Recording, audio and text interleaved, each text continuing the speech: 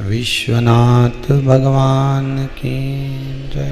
हर हर महादेव, हर हर महादेव, हर हर महादेव। महादेव की कृपा आप पर बनी हुई है। शंकर भगवान के चरणों को, शंकर भगवान के हस्त कमल को, शंकर भगवान के श्री विग्रह को, शंकर भगवान की एक बेलपत्र को, शंकर भगवान के एक रुद्राक्ष को, शिव तत्व को यदि अपनी जिंदगी में पकड़ कर रखा है, संजो कर रखा है, तो ये विश्वास मानिएगा कि बाबा आपको कहीं डूबने नहीं देगा, आपको कहीं गिरने नहीं देगा। ये उस पर विश्वास रखें। जब तक भरोसा नहीं होगा ना, तो भगवान मिलेगा भी कैसे।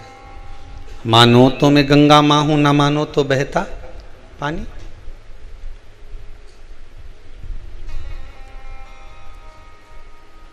पितरों की कथा कहती है कि बेटों का जन्म,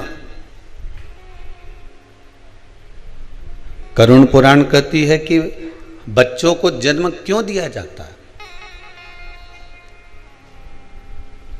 उनको जन्म देने का कारण क्या है। जगतगुरु श्री शंकराचार्य जी ने भी ये प्रश्न रखा था अपने भक्तों के सामने।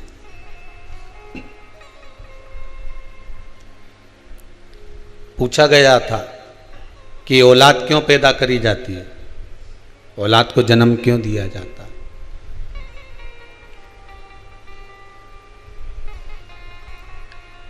एक बार बड़ी सभा में जगतगुरु शंकराचार्य जी महाराज ये प्रश्न रख दिए कि औलाद क्यों पैदा करी जाती है, संतान का जन्म क्यों किया जाता है। सबने, श्री जगतगुरु शंकराचार्य जी पूछ रहे हैं, एक एक व्यक्ति खड़ा होकर बता रहा है कि औलाद इसलिए जन्म दिया जाता है कि वो हमको संभालेगी, बुढ़ापे में हमको साथ कर चलेगी। दूसरे ने कहा संतान औलाद इसलिए पैदा करी जाती है कि वो हमारे स्वास्थ्य का ध्यान रखेगी। तीसरा व्यक्ति खड़ा होकर बोला कि बुढ़ापे में किसी का साथ तो चाहिए। चौथा बोला जब हमारे जीवन में सुख दुख आएगा तो कोई साथ देने वाला तो चाहिए। श्री जगतगुरु शंकराचार्य जी ने इन सब की बात सुनी, पर जगतगुरु शंकराचार्य जी ने फिर भी मन को संतोष नहीं हुआ उस उत्तर से। तब श्री जगतगुरु शंकराचार्य जी के एक शिष्य बैठे हुए थे, बड़े गुरुदेव के चरणों का नित्य स्मरण करने वाले थे, नित्य भक्ति में डूबने वाले थे। फिर उन्होंने विनती करी, गुरुदेव मैं कहना चाहता हूं, आप सुनेंगे मेरी बात। जगतगुरु शंकराचार्य जी ने कहा बोलो क्या बात है। इस प्रश्न का उत्तर मैं देना चाहता हूं, आप दे दीजिए। गुरुदेव औलाद इसलिए पैदा करी जाती है कि माता पिता में आग लगाए।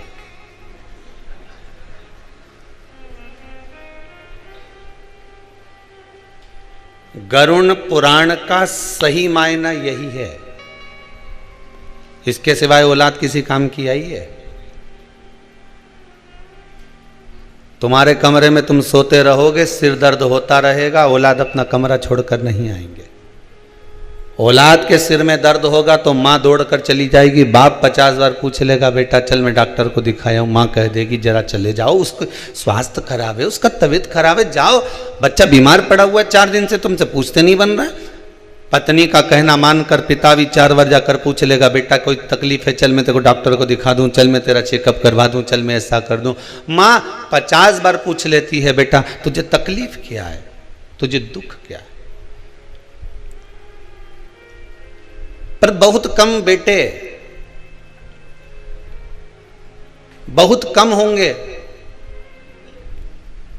ऐसा नहीं कहता हूं कि नहीं होंगे, होंगे पर बहुत कम। जो माता पिता के सिर में दर्द भी हो तो 50 बार जाकर पूछ ले, कि मम्मी क्या बात है, आज आप उदास दिख रही हो, आपका चेहरा उतरा हुआ है, कोई तकलीफ शरीर में हो तो चलो मैं डॉक्टर के पास ले चलता हूं।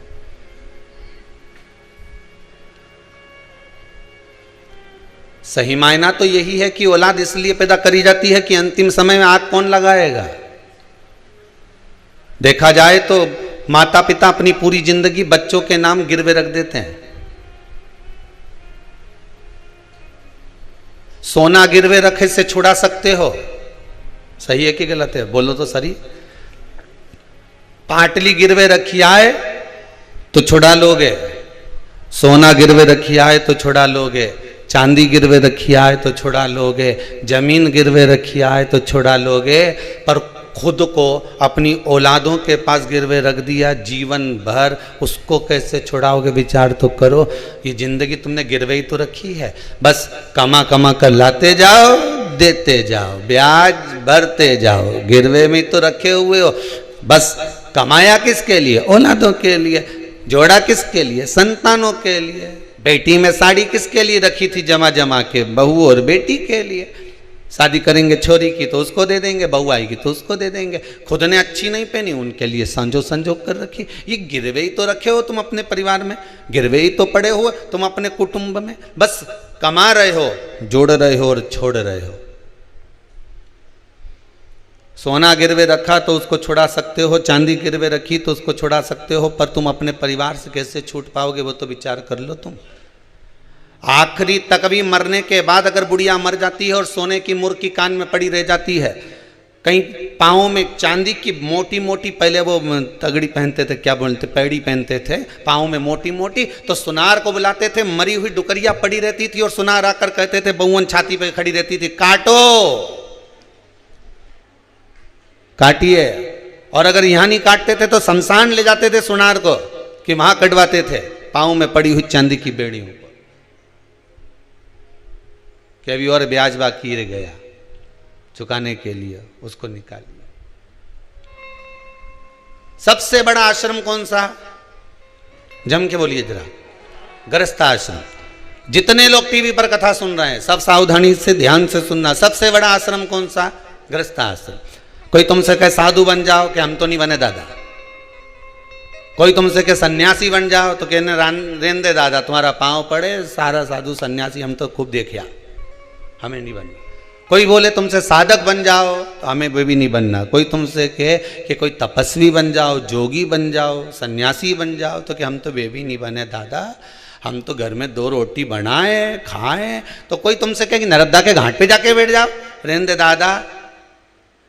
कई लोग हैं अगला जन्म बिगड़ गया लोगों का, कहीं हाथ बेकार, कहीं पाँव बेकार, कहीं शरीर बेकार। किसी से जाकर पूछें, गुरुजी बताओ ये हमारे यहाँ बच्चा हुआ ऐसा क्यों हुआ, बेटी हुई ऐसी क्यों हुई, भाई हुआ ऐसा क्यों हुआ, कुटुंब में ऐसा क्यों हो गया, ऐसा व्यक्ति क्यों पैदा हो गया, उसको शरीर में ऐसी विकलांगता क्यों उत्पन्न, उससे पूछो। क्योंकि जन्म मिला था, बचपन, जवानी, अधेड़ी, बुढ़ापा, मनुष्य का शरीर मिला था साधने के लिए, पर परमात्मा का नहीं हो पाया। आखिरी में ना बचपन में लांगा न जवानी में लांगा। घोड़ी तो उछली थी, अगर कूद जाता तीसरी बार में भगवान के चरणों में पहुंच जाता तो शायद अगला जन्म संवार लेता, पर अगला जन्म संवार नहीं सका।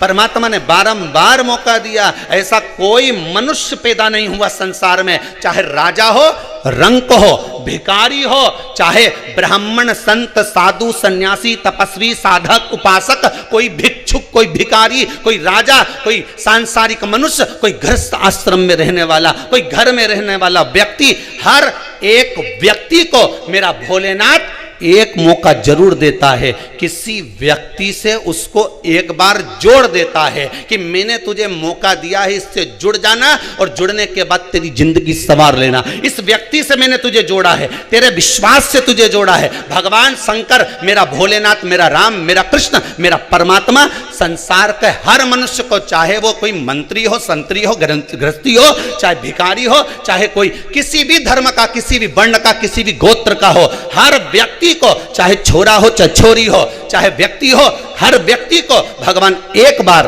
किसी अच्छे व्यक्ति से जुड़ने का मौका देता है कि इससे जुड़ जाना, अपनी जिंदगी बना लेना। पर उससे जुड़ने के बाद भी आप अलग होकर अपनी जिंदगी को नरक बना लो तो तुम्हारा जीवन व्यर्थ बेकार है। उससे जुड़ने के बाद भी तुम अगर परमात्मा के नहीं हो पाए तो फिर संसार में किसके होगे?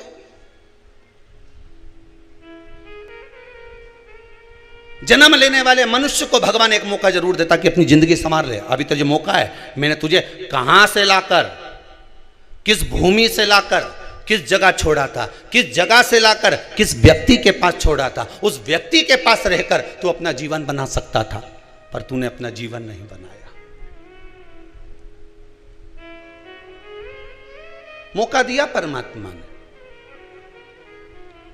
पर हमारा अहंकार, हमारा अभिमान, हमारी अहमता हमको जुड़ने लगी। हमारा काम, हमारा लोभ, हमारी आसक्ति, हमारी तृष्णा, हमारा विषय हमें जुड़ने नहीं दिया। गुरु, माता, पिता फ्री में ज्ञान देते हैं, कौन सा तुमसे पैसा ले? अरे गुरुजी बराबर तो जीवन में कोई नहीं हो सकता, सदगुरु बराबर दुनिया में कोई नहीं हो सकता। एक कथाकार जब कथा करने बैठता है व्यासपीठ पर, जितने कथाकार कथा करने बैठते हैं ये अपनी तिजोरी का माल लेकर बैठते हैं। उनकी तिजोरी है श्रीमद् भागवत, शिव पुराण, रामायण, और इस तिजोरी के माल को भरे मंच से लुटाना प्रारंभ करते हैं कि राम नाम के हीरे मोती मैं बिखराऊं गली गली, ले लो रे कोई, अरे जम के तो बोलो, ले लो रे कोई राम का प्यारा, शोर मचाऊं गली गली। एक कथाकार, एक संत, एक महात्मा, एक जोगी, एक सन्यासी, एक तपस्वी, एक साधक, एक व्यास वक्ता कथा करने बैठता है तो अपनी तिजोरी का माल लुटाने बैठता है कि तुम्हें लुटा रहा हूं, ले लो, अभी भी मौका है, ले लो। जैसे वो रात के चिल्लाए, सीटी बजाए, जागते, अरे बोलो तो चमके, जागते रहो। अब उसको क्या पड़ी आधी रात को चिल्लाने की कि जागते रहो? उसको मालूम है ये कोई जगह है, सो रहा है। उसी तरह गुरु जी भी दिन में चिल्लाते हैं, जाग जाओ, अभी कुछ नहीं बिगड़ा, राम कृष्ण शिव कहीं नहीं गया, तुम्हारी तिजोरी का माल कोई लूट के ले जाएगा, जाग जाओ। इस हृदय में राम और कृष्ण और शिव को बिठा लो, नहीं तो कब लुट जाएगी ये तिजोरी। श्वास जाती जा रही है, जा रही है। देवऋषि नारद को कितना समझाया भगवान ने, कितना ज्ञान उपदेश दिया। अरे नारद जी, आपको कहकर भेज रहे हैं, बिल्कुल ध्यान रखना। आप ये बात मुझे कहो, ये भगवान से मत कहना। पर कौन ने माना? देवऋषि नारद सीधे भगवान विष्णु के पास जाकर कह दिए, सीधे जाकर कह दिए भगवान विष्णु को। पहुंचते ही भगवान विष्णु जान गए कि नारद जी ने, देवऋषि नारद आज निंदा कर रहे, करेगा निंदा करने वाला ले करे।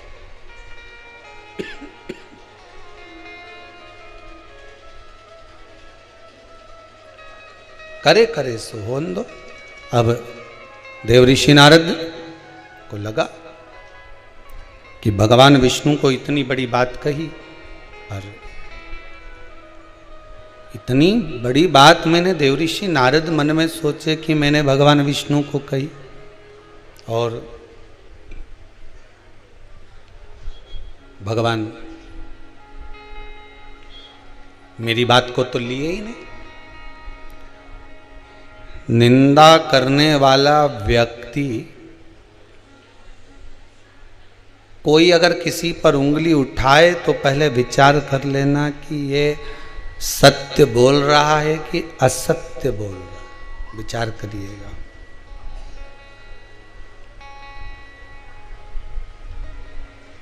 विचार करिएगा एक बार।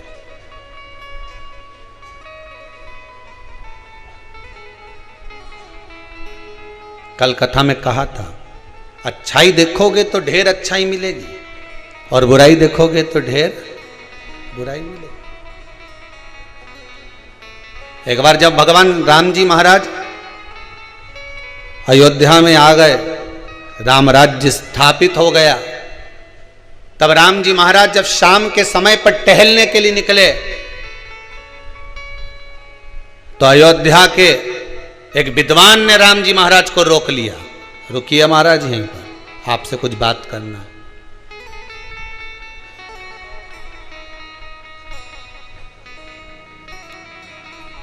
हमें आपसे कुछ पूछना है। राम जी महाराज रुके, विद्वान के चरणों में राम जी ने प्रणाम किया। कोई बहुत अगर विद्वत्ता की बात करे ना तो उसके सामने शून्य बन जाना चाहिए। अपनी ज्ञान की परिभाषा में मत खोलना।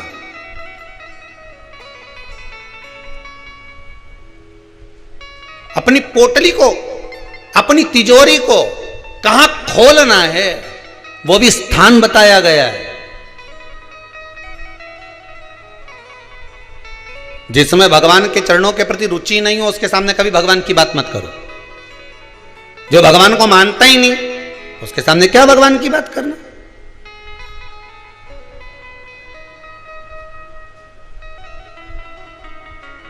ज्ञान उसी को दीजिए जो ले रहा हो, उसके सामने कभी ज्ञान मत दो जो लेने कोई तैयार नहीं।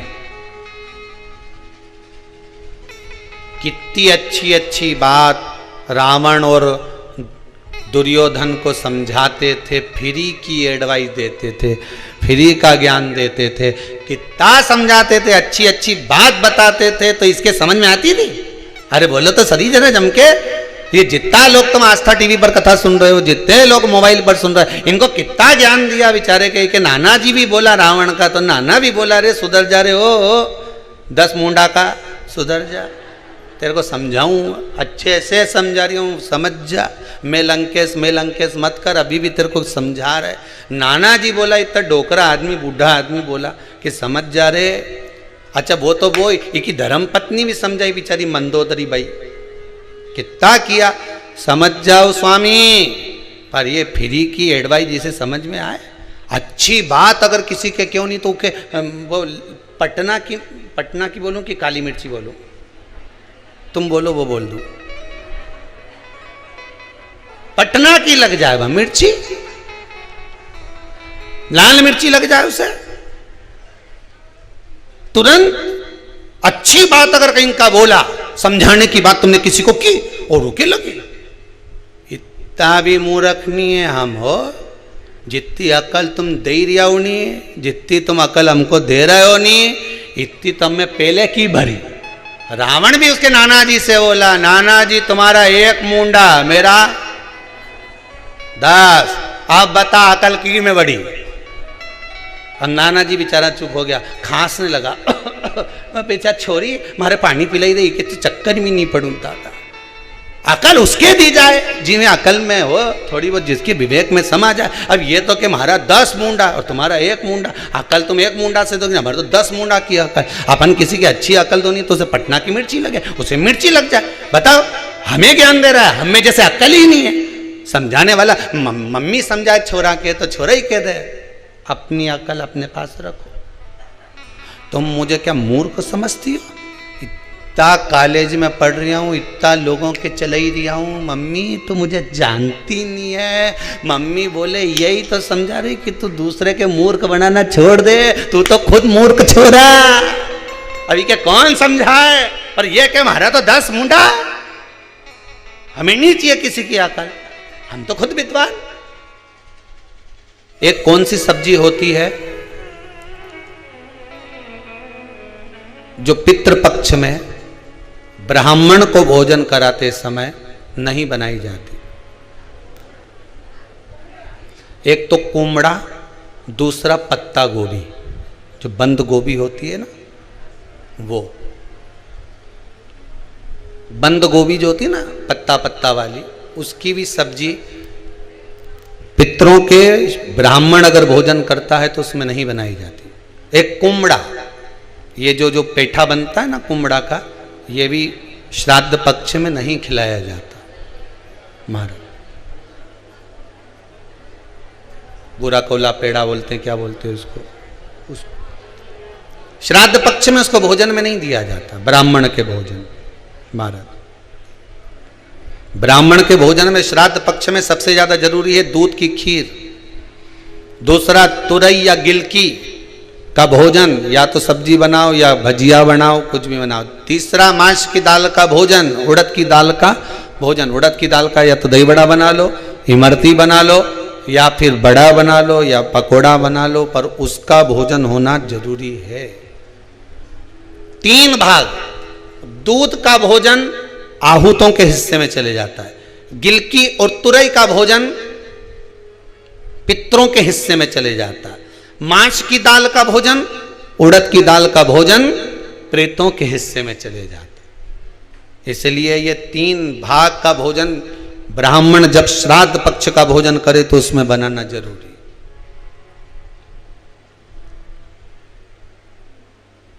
बहुत जरूरी। आपके यहां जब श्राद्ध हो भोजन अवश्य।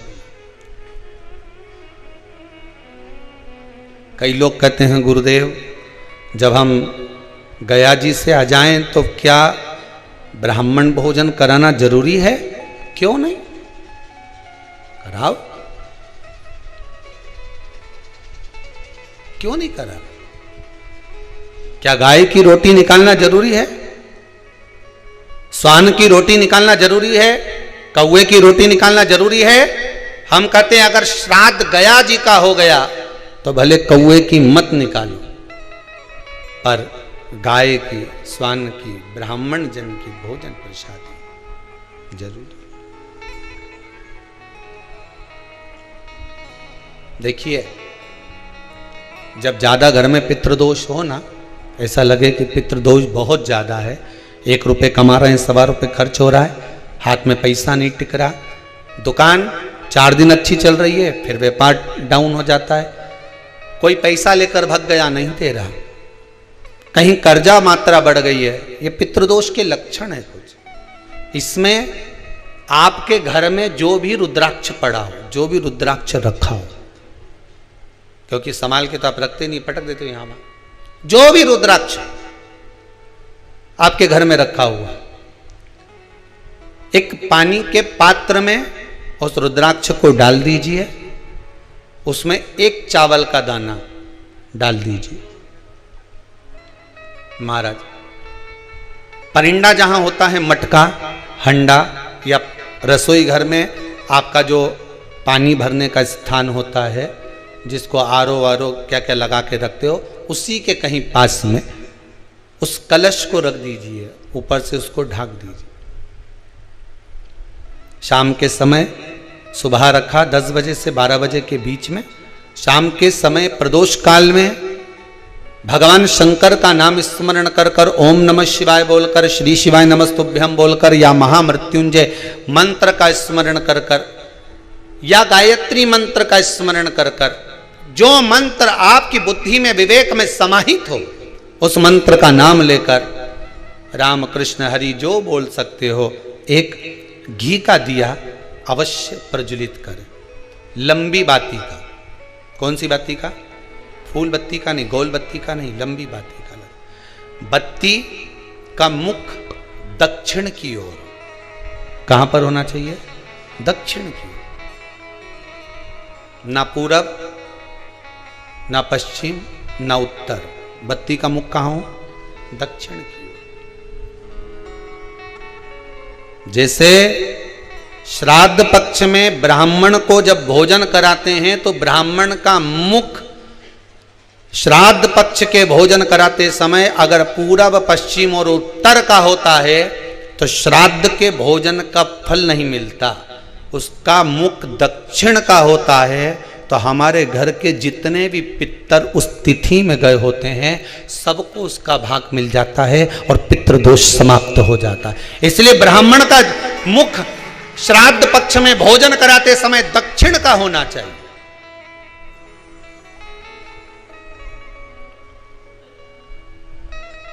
ब्राह्मण का मुख दक्षिण का हो।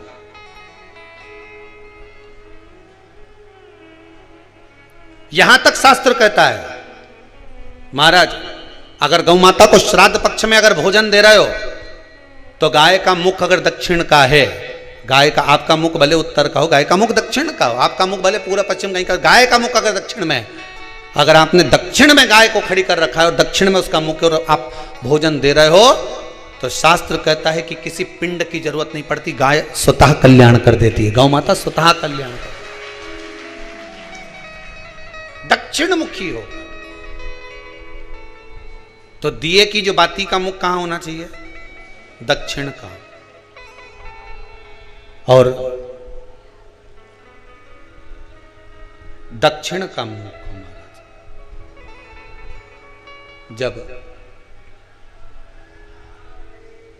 जब दक्षिण का मुख हो, दक्षिण की ओर बाती हो महाराज, तब दक्षिण की बाती जलाने के बाद में भगवान से वहीं पर प्रार्थना करें। जो कलश रखा है उसके ऊपर जो प्लेट रखी है, ढाका गया है, वहाँ अपना सीधा हाथ रखें और अपने पूर्वजों का, अपने पितरों का स्मरण करें कि मेरे धन को लेकर कोई चले गया, मेरा व्यापार ऐसा चल रहा है, मेरा घर में बच्चों का विवाह नहीं हो रहा, या घर में इतनी अशांति है, या तकलीफ है, या कष्ट है, ये सब का स्मरण कर कर उस कलश को रात्रि भर रखे रहने दें। सुबह स्नान आदि करने के बाद फिर एक घी का दिया दक्षिण की ओर लगाकर सुबह 10 बजे से 12 बजे के बीच में उस जल को शिव जी को समर्पित कर कर आ जाएं और वो रुद्राक्ष लेकर वापिस सजाएं। महाराज वापिस सजाइए, उस रुद्राक्ष को अपने घर में रख दीजिए। वर्ष भर वो रुद्राक्ष आपको कभी बीमारी से नहीं घिरने देगा, कभी किसी जगह खड्डे में नहीं जाने देगा, वो उन्नति की ओर ही बढ़ाएगा। भले कोई भी रुद्राक्ष हो, 1 मुखी से लेकर 14 मुखी, 20 मुखी, 18 मुखी, जो रुद्राक्ष आपके पास में, आप तो उसका स्मरण करिए, आप उसका स्मरण करें।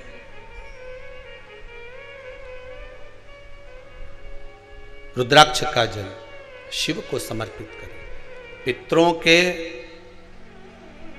जितने भी द्वार हैं, पितरों के जितने भी दरवाजे हैं, पितृलोक में जितने भी पितृ विराजमान होते हैं महाराज, ये सब शंकर के ऊपर चढ़े हुए जल का भाग ग्रहण करते हैं। शिव के ऊपर चढ़ाओ।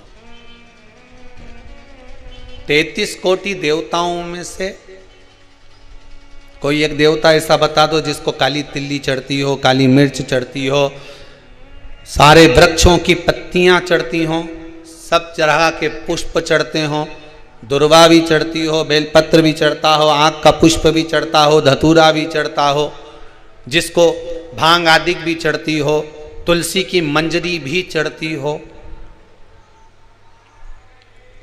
तुलसी की मंजरी भी शंकर को चढ़ती, तुलसी का दल नहीं, मंजरी वो भी चढ़ती।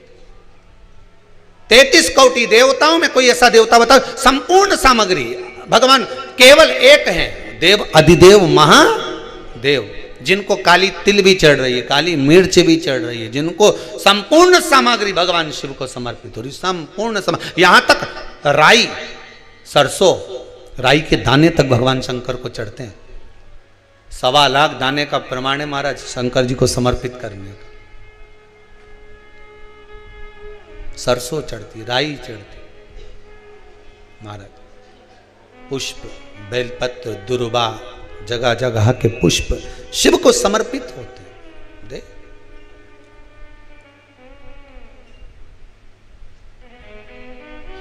पितृ, जब शंकर भगवान को जल चढ़ाया जाता है 16 श्राद्ध पक्ष में, 16 दिन श्राद्ध के जब हम भगवान शंकर को जल समर्पित करते हैं तो उसका भाग हमारे पितरों को प्राप्त होता है।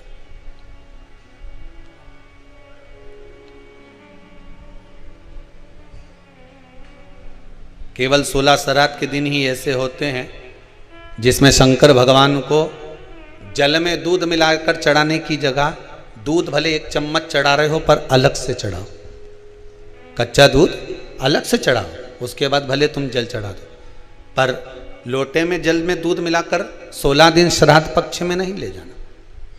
भले 1 चम्मच दूध लेकर जाओ, 1 कटोरी दूध लेकर जाओ, पर कच्चा दूध अलग से लेकर जाओ, शंकर भगवान को अलग से चढ़ाओ, क्योंकि 16 दिन श्राद्ध पक्ष के जब भगवान शंकर को दूध और जल चढ़ाया जाता है, वो हमारे पितरों के खाते में चला जाता है, हमारे पितरों को उसका भाग मिलता है। इसलिए शंकर भगवान को कच्चा दूध भी चढ़ाओ तो पानी में मिलाकर नहीं, एक अलग से एक चम्मच ले जाओ, भले फिर शिव जी को चढ़ा दो, भले एक छोटा सा कटोरी में ले गए चढ़ा दिया, जल ले गए चढ़ा दिया, वो हमारे पूर्वजों को प्राप्त होता, वो हमारे पूर्वजों को प्राप्त होता है।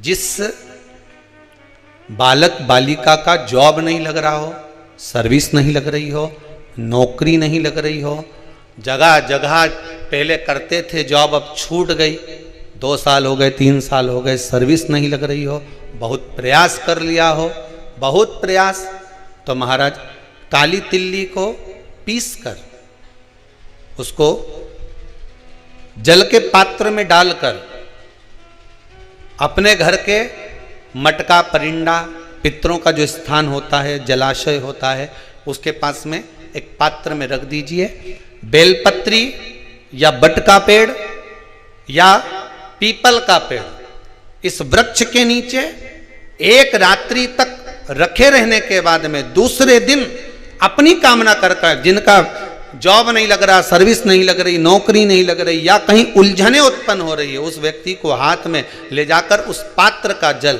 3 वृक्ष पितरों के तुल्य हैं। कल की कथा में कहा था, पहला बेलपत्री का, दूसरा पीपल का, तीसरा बड का, ये 3 पितरों के तुल्य हैं। इन 3 में से किसी भी वृक्ष के नीचे उस काली तिल के जल को समर्पित कर दीजिए महाराज।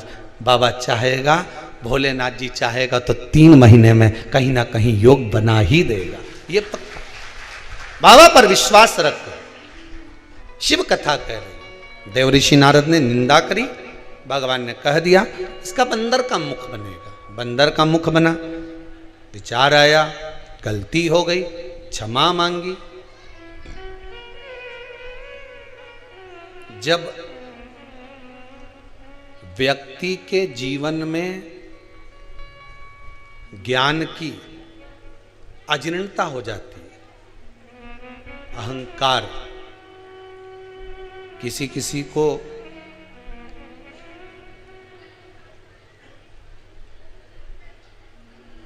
ज्ञान की अजीर्णता हो जाती है। हम इतने विद्वान हैं, हमारे पास में ये डिग्री है,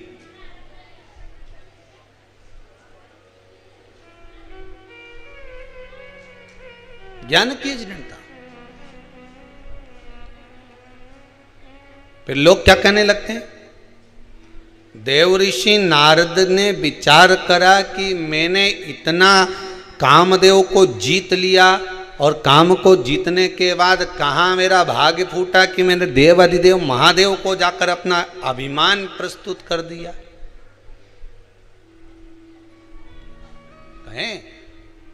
कहने वाले राम जी महाराज के सामने विद्वान कहता है, एक विद्वान राम जी से कह रहा है विद्वत्ता में, राम जी ने उसके हाथ जोड़ लिए, बोले क्या कहना चाहते हो। विद्वान कह रहा है कि तुम्हारे पिता मृत्यु सैया पर पड़े हैं, मर गए, तेल के उस कुंड में उनको रखा और तुम उनकी औलाद अंतिम संस्कार करने नहीं आई, और मां वो गिद्ध मर गया।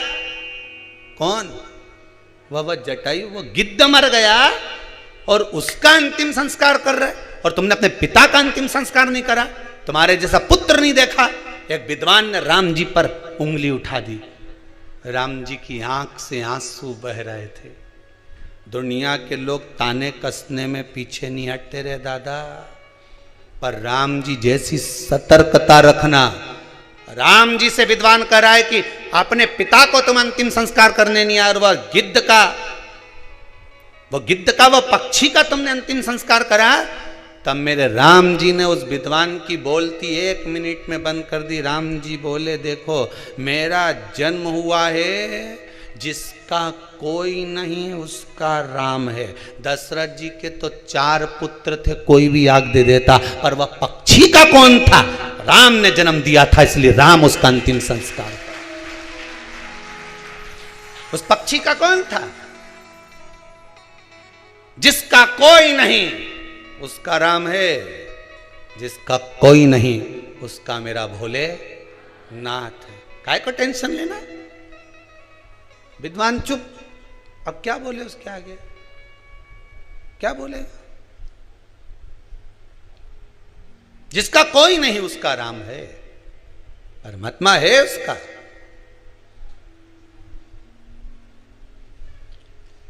अज्ञानता का भाव प्रकट मैंने कहां ये बोल दिया?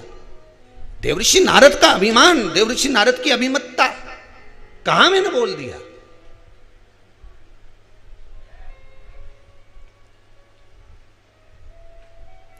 झूठ का जाल बिछाओगे, अहंकार का जाल बिछाओगे, प्रपंच का जाल बिछाओगे, उस जाल में एक दिन खुद ही फंस जाओगे। कोई दूसरा नहीं फंसेगा, तुम खुद फंसोगे। दूसरे के लिए खड्डा खोदोगे, खुद उसमें गिर जाओ। झूठ के जाल में खुद फंस जाओ। आज कहा नेत्रों से जल बह रहा है, मुझसे गलती हो गई, अब मैं क्या करूं? देवऋषि नारद करें, अब मैं क्या कर सकता हूं? अब मैं करूं तो करूं क्या? तो कहा जिसका अपमान करा है उसी की शरण में चले जाओ।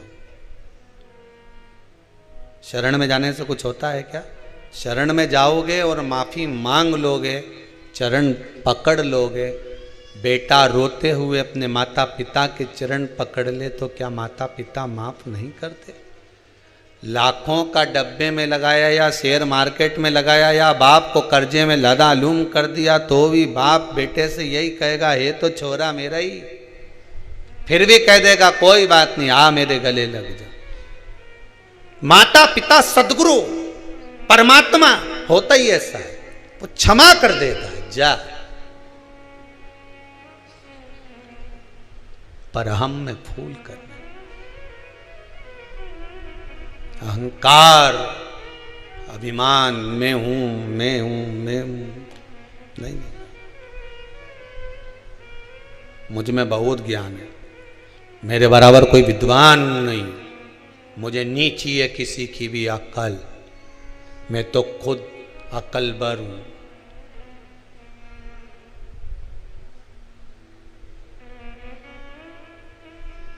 मेरे नीचे देवऋषि नारद का विमान चले गए। चंद्रभागा नदी के तट पर जाकर शिव की आराधना करी। मुझसे गलती हो गई, मुझे क्षमा कर दो। शंकर भगवान आए, देवऋषि नारद को दर्शन दिया। जब अभिमान ही चले गया तो फिर चिंता क्या? अहंकार में तीन गए, धन वैभव और वंश, ना मानो तो देख लो रावण, कौरव और कंस, तीनों अहंकार में चले गए। अभिमान गया ना, कोई बात।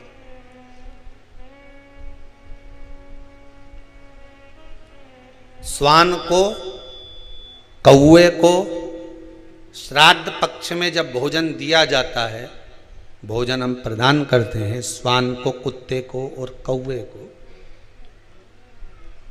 व्यक्ति के जीवन से दो चीजें इनको भोजन देते समय चली जाती। पहला, व्यक्ति का अहम, क्या चले जाता है? अहम, अहंकार।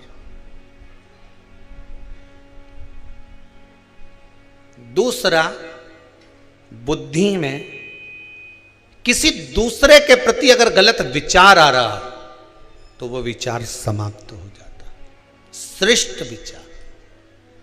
पहले हमारे हिंदू धर्म में एक नियम था पक्षियों को दाना देने का, था कि नहीं था? कि पक्षियों को लोग दाना देते। दाना देने का कारण बड़ी प्रसन्नता होती है। जब आप लोग कई पक्षियों को दाना देने जाओगे, ऐसे पटकोगे, पक्षी उड़ के आएंगे, खाएंगे, उड़ के जाएंगे, आप थोड़ा सा आगे बढ़ेंगे, फिर उड़ेंगे, बड़ी प्रसन्नता होती है। कारण क्या है? पक्षियों को दाने का हमारे हिंदू धर्म में प्रमाण क्यों कहा गया? उसका केवल एक कारण है कि हमारे भीतर जो किसी के प्रति बैर भाव होता है, हमारे भीतर किसी के प्रति कपट भाव होता है, पक्षी को दाना देते समय वो कपट, वो बैर भाव समाप्त हो जाता है। पक्षी को दाना देते।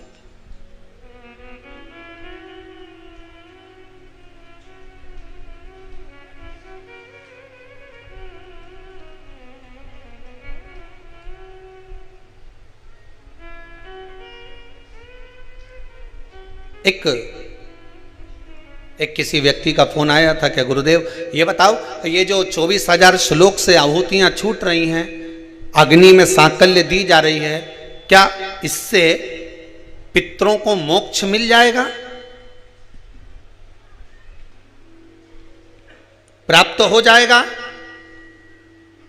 गरुड़ पुराण में कहा गया, जब पितरों को बहुत भोजन मिलने लगा श्राद्ध पक्ष में, तो उनको अजीर्ण होने लगा, वॉमिटिंग करने लगे, पितर और रोने लगे कि हमको इतना भोजन मिल रहा है, हम इतना खा रहे, पच नहीं रहा, क्या करें? सारे पितर दौड़कर ब्रह्मादेव के पास पहुंच गए, ब्रह्मा जी कृपा करिए। ब्रह्मादेव भगवान विष्णु के पास ले गए पितरों को। भगवान विष्णु ने पूछा क्या हुआ, तो क्या महाराज जी ये पितर रो रहे हैं, क्यों? कि 16 श्राद्ध में इनको खाने को मिलता है, साल भर तो मिलता ही नहीं, एक बार जब जम के मिलता है तो डट के खा लेते हैं, और डट के पितर खा लेते हैं तो वो अजीर्ण हो जाता है, क्या करें? सब लेकर भगवान शंकर जी के पास गए। भोलेनाथ जी से पूछा प्रभु क्या करें? शंकर जी ने उसी समय पर अग्निदेव को बुलाया। अग्निदेवता जरा इधर आओ। अग्निदेव बोले बोलो प्रभु क्या बात है? शंकर भगवान ने कहा सुनो अग्निदेव, जितनी देर तक 16 दिन श्राद्ध के पितृ मृत्यु लोक में रहेंगे, अपने अपने घर में जाकर भोजन करेंगे, तब तक 16 दिन तक अग्नि देवता इन पितरों के साथ रहेंगे। इसलिए हिंदू धर्म में रीति है कि श्राद्ध पक्ष में कंडा जलाकर, गोबरी जलाकर, उसको जलाने के बाद उस पर घी शक्कर धूप छोड़ो। क्यों? क्योंकि तुम्हारी धूप छोड़ने से, तुम्हारी सांकल्य छोड़ने से, अग्नि में एक ग्रास देने से, अग्नि में एक भाग प्रदान करने से, जरा सी सांकल्य देने से तुम्हारे पितृ खुश हो जाते हैं। क्यों? क्योंकि पितृ जब भोजन करते हैं और अग्नि की धूप साथ में दी जाती है तो अजीर्ण नहीं होता, तो पितृ आशीर्वाद देते हैं कि तुमने हमारे लिए अग्नि में सांकल्य दी है, जाओ तुम्हारा कल्याण हो, तुम्हारे भंडार भरे। ये अग्नि देवता की साक्षी में पितृ आशीर्वाद देते हैं, पितृ आशीर्वाद देते हैं। अग्नि की साक्षी होना चाहिए पितरों के लिए। शादी में किसकी साक्षी होती है? जम के बोलो, अग्नि की। ये तुमने मंडप लगाया, ये तो ठंडा हो जाएगा, बोलो हो कि नहीं हो? मोर छटाएगी तो मोर ठंडा हो जाएगा, बोलो हो कि नहीं हो? ये जितना बाराती आया एक ना एक दिन ये भी ठंडा हो जाएगा, बोलो है कि नहीं हो? सब अपने अपने घर पहुंच गया। ये सोफा सेट ने पलंग सब चले जाएगा, नहीं गद्दा रजाई टेंट हाउस का था नहीं, ये भी चले जाएगा, बोलो सही है कि गलत है? पंडित जी ने पूजन कराई, वे भी चला जाएगा। अब सब कुछ चले गया, फिर शादी का जो तुम्हारा संबंध हुआ है, हाथ जो पकड़ाया गया है, उसकी साक्षी कौन देगा? तो क्या ये जो अग्नि की 7 भांवर डाली है, ये अग्नि साक्षी है। उसी तरह पितृपक्ष में आप लोगों ने जो अपना नाम गोत्र लिखकर भेजा है और उसकी जो सांकल्य डल रही है, वो अग्नि उन पितरों की साक्षी है, उसका फल वो जाने, उसका मोक्षता वो जाने। कल लगभग 400 से 450 ग्रुप में जितने लोग जुड़े थे उनके नाम की सांकल्य हुई थी। आज फिर 400 450 ग्रुपों को सूचना दी गई कि आपके नाम की आहुतियां चल रही हैं जो नाम आपने भेजे थे। ब्राह्मण भोज आप लोग दर्शन कर रहे होंगे टीवी पर भी, भंडारा भोज दुनिया भर में तो केवल ब्राह्मण भोज हो रहा है, पर यहाँ इस कुबेरेश्वर धाम में जितने लोग आ रहे हैं सब मुख झूठा कर कर जा रहे हैं। आपने जो दान दिया है, पुण्य करा है, सत्कर्म करा है, आपका अन्न भाग कम से कम आप अपनी आंखों से लगता हुआ देख तो रहे हैं। इसकी खुशी तो है आपको कि आप सत जगह पर लगा रहे हैं, उसका सत्कर्म में लग रहा है। प्रसन्नता का भाव होना चाहिए, एक आनंद की अनुभूति। और सबसे बड़ी बात तो यह है कि शिव के दरवाजे पर लगा रहे हो, शिव महापुराण में लगा रहे हो। पहले भी कथा में कहा, सब दूर किया हुआ मरने से पहले समाप्त हो जाएगा। जो व्रत करा, दान करा, पुण्य करा, सत्कर्म करा, वो सारा तुम्हारे मरने से पहले हो सकता है पाप कर्म कर दिया, किसी को गलत दृष्टि से देख लिया, झूठ बोल लिया, प्रपंच कर लिया, समाप्त हो जाएगा। पर शंकर के दरवाजे पर करा हुआ, शिव महापुराण में किया गया, कभी समाप्त नहीं होता। जो करा उसका 1000 गुना मृत्यु के समय पर प्राप्त हो जाता है। अंतिम क्षण हमें प्राप्त हो जाता है, अंतिम क्षण। सहज नहीं है महाराज शिव महापुराण। ये यजमान कथा करा रहे हैं औरंगाबाद जलगांव से आकर। भगवान की कृपा है, पितरों का आशीर्वाद है, जो ये कथा मंडप में बैठकर कथा का रस स्वादन करा रहे हैं। और आपको भी धन्यवाद देता हूँ जितने टीवी पर सुन रहे हैं, मोबाइल पर सुन रहे हैं या यहाँ बैठकर सुन रहे हैं, उनको भी धन्यवाद है। बाबा ने कृपा करी जो इस पितृ मोक्ष यज्ञ की परिक्रमा करने का आपको फल मिला। कुछ नहीं तो 11, 21, 51, 108 परिक्रमा लगा कर जाना, कहीं पितरों की मुक्ति का, मोक्ष का फल स्मरण करने का मौका आए हो तो लगा जाओ। ऑनलाइन सुन रहे हो तो घर से ही स्मरण की परिक्रमा लगा लो कि हमने कुबेरेश्वर धाम में जो हमारे पूर्वजों के नाम भेजे हैं उनकी स्मरण कर परिक्रमा कर। मोबाइल पर सुन रहे हो, मोबाइल पर स्मरण कर कर अपने पितरों की परिक्रमा का स्मरण कर। शिव का वास हो, शंकर का कथा कह रही है, शिव महापुराण वर्णन कर रही है। देव ऋषि नारद के हृदय चित्त में अहंकार चला गया, अभिमान गया, और अभिमान गया तब बाबा ने कृपा करी, शंकर जी का दर्शन हुआ, आज्ञा करी, क्या चाहते हो।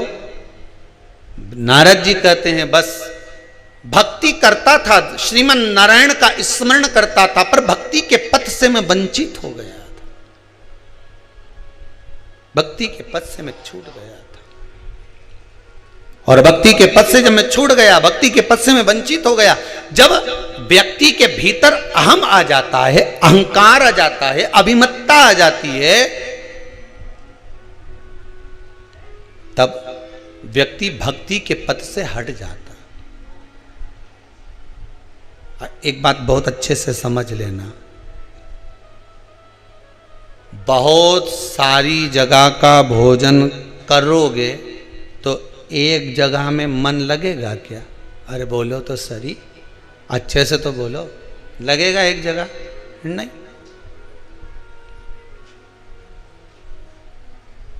एक जगह पर अगर मन को लगाना है, अपने मन को एक जगह पर अगर स्थिर करना है, तो भोजन भी जम के बोलिए एक जगह का ही करना चाहिए। और एक बात अन्न के लिए बहुत ध्यान दीजिएगा महाराज, एक बात अपने जीवन में उतारिएगा कि प्रयास करना, तीर्थ में जाओ, होटल का भाग कम खाकर कहीं संत साधु सन्यासी कहीं आश्रम आदि में थोड़ा सा भी मिल जाए ना कण का मात्र, तो उसे पा लेना। प्रसाद मिल जाए उसको पा लेना। कहीं किसी आश्रम में जाओ, कभी भगवान के दरवाजे पर जाओ तो थोड़ा सा भाग मांग कर पा लेना। क्यों? उससे ना जाने इस आत्मा को कितनी संतुष्टि होगी, परमात्मा का दर्शन ना जाने कितनी जल्दी हो जाए। दर्शन मात्र प्रसाद भगवान को पाना, भक्ति का मार्ग।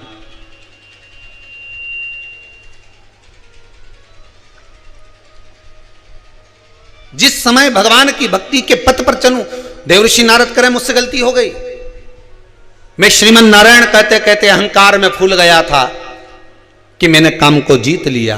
भगवान शंकर को नीचे दिखा दिया, भगवान विष्णु के सामने जाकर अपने व्याख्यान वर्णन कर दिया। हो जाता है अभिमान व्यक्ति को कहां ले जाए। जरा सा अभिमान व्यक्ति को जब आ जाता है, मैं अच्छे पद पर हूं, मैं अच्छी जॉब पर हूं, मेरे पास कुर्सी है, मेरे पास पद है, मेरे पास में ये है, व्यक्ति कितने समय तक कुर्सी पर बैठेगा, कितने समय तक पद पर बैठेगा। उस कुर्सी का पद का अभिमान व्यक्ति को ऊपर की ओर उठा देता है, और ना जाने कुर्सी फिर नीचे से कब खसक जाए, कोई भरोसा नहीं पड़ पाता। इस बात का स्मरण करिएगा। कितने दिन कुर्सी पर बैठे हो कि एक दिन टेबल पे भी मिलोगे, और टेबल पर तुम नहीं मिलोगे, तुम्हारा फोटो मिलेगा प्लास्टिक के फूल की माला के साथ। अभिमान में न फूलिए। रावण को समझाया नाना जी ने, दुर्योधन को समझाया भगवान कृष्ण ने, भीष्म पितामह तक दुर्योधन को बार बार समझाते थे, रे दुर्योधन मान जा, फिर भी नहीं मानते थे। यहां तक का एक लाइन बन गई, जैसा खाया अन्न जम के बोलो, वैसा हो गया मन। जैसा पिया पानी वैसी बन गई वाणी, जैसा पिया दूध वैसा बन गया बुध। शास्त्र कहता है अन्न का बड़ा प्रभाव पड़ता है कि जैसा अन्न खाओगे वैसा ही भाग होगा। साधु सन्यासी तपस्वी साधक उपासक संत महात्मा जो भगवान की अविरल भक्ति में जो डूबे रहते हैं वो 10 जगह का अन्न नहीं खाते हैं। क्यों? 10 जगह का अन्न खाएंगे तो मन भी 10 जगह जाएगा, एक जगह का खाएंगे तो मन एक जगह रह जाएगा। एक जगह। कई तो ऐसे पापीडारा जीव हैं रे संसार में कि आश्रम में रहने के बाद भी आश्रम का भोजन नहीं करे, ना होटल में चरवा जाए, होटल में खाने जाए।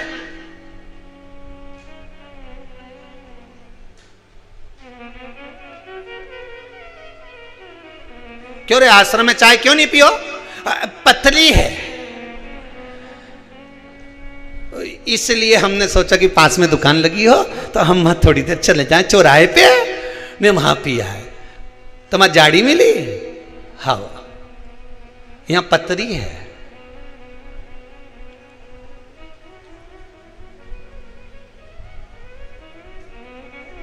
भले वो गर्म पानी मिले रे, पर स्थान तो देखो कहाँ का है। गर्म पानी भी मिले ना, वो भंडारे की सब्जी में नमक नहीं भी हो ना तो भी देखो तो सही कि वो कहाँ का है।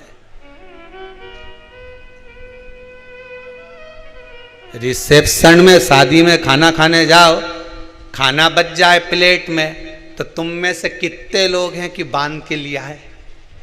अरे बोलो, जम के तो बोलो। ने दही बड़ा छूट रिया हो तो नहीं साहब, हम तो पॉलीथिन लाए, हम तो खाए नहीं, तो बांध के भी ले जाए लाओगे। रिसेप्शन में पार्टी में किटी पार्टी में खाने जाओगे, प्लेट में बच गया, बचा कर लाओगे? नहीं। भंडारे में खाने जाओगे, 2 पूड़ी बच गई, थोड़ी सी सब्जी बच गई, कमला घरे दे गई है, चलिए ले जाओगा कि नहीं ले जाओगे? अरे बोलो तो सही साहब, थोड़ा सा ले गए, थोड़ा सा बचा, प्रसाद वो भी खा ली, पर वो रिसेप्शन से बचा के ले जाओ। नहीं, गुलाब जामुन बच गई, मैं तो डाल लूँ झोला में। कौन ले जाए?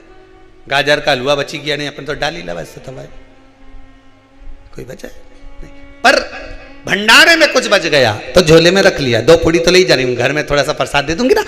कहाँ से आई तो लोग पूछेंगे तो सीहोर गई थी ना कुबेरेश्वर धाम में, तो वहां खिचड़ी मिली थी, तो खिचड़ी धल रही हो वहां से ये मिला थोड़ा सा बस। कई लोग यहीं की के यहीं रे आश्रम में रहे, यहीं पर आश्रम में रह रहे और मालूम पड़े एक महाराज उनके बाजू में रह रहे, तो कि हम तो तुम्हारे घर का खाए पर आश्रम का नहीं खाए, मही का खाए से तो बुद्धि बेसी हो गई, ले भाटा पड़ी गया बुद्धि पे। जैसा खाया अन्न वैसा हो गया। अभी के दुर्योधन के कितना समझाया, अब रावण के उनके नाना जी ने कितना समझाया। नाना जी से क्या, हमारा तो 10 मुंडा, तुम्हारा तो एक ही, हम में अकल ज्यादा। तो नाना भी बेचारा चुप हो गया, छोरी से कल पानी लिया, हमारा चक्कर ही रहा, मुंडा देख देख के। कहीं बोलो नहीं बोल, मुझे कोई मतलब। अब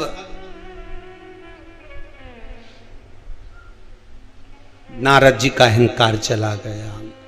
अहंकार जब जाता है ना तो एकदम शांत कर देता है, एकदम शांत।